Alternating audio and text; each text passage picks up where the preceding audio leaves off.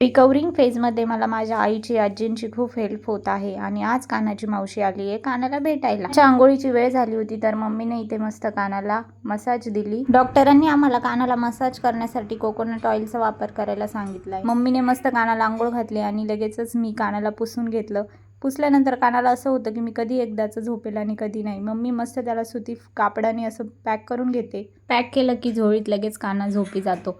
पण कानाची मावशी बोलली की आज मी कानाला झोपी लावणार, म्हणजे मी झोळी झुलावणार आणि काना झोपणार. माझा काना खूप नशीबवान आहे कारण त्याला सांभाळायला डायरेक्ट 3 पिढ्या एकत्र आल्याय. माझ्या 2 आज्या, माझी काकी, मम्मी ह्या दोघी सर्वजणी माझ्यासोबत असल्यामुळे कानाचा डायरेक्टली लोड माझ्यावरती येत नाही. म्हणजे ह्यात सगळ्या मस्त मला मदत करतात कानाला सांभाळण्यासाठी. त्यामुळे मला स्वतःकडे पण थोडंसं लक्ष देता येतं आणि माझा पण टाईम थोडा भेटतो मला. कान्हाने चक्क आज त्याच्या मामाला पण कामाला लावलंय, म्हणजे त्यांनी त्याच्या मामाला पण झोका द्यायला लावलाय. या सर्वांचा आशीर्वाद माझ्या कानाच्या पाठीशी असाच राहो. तर असा होता आजचा माझा दिवस. बाय.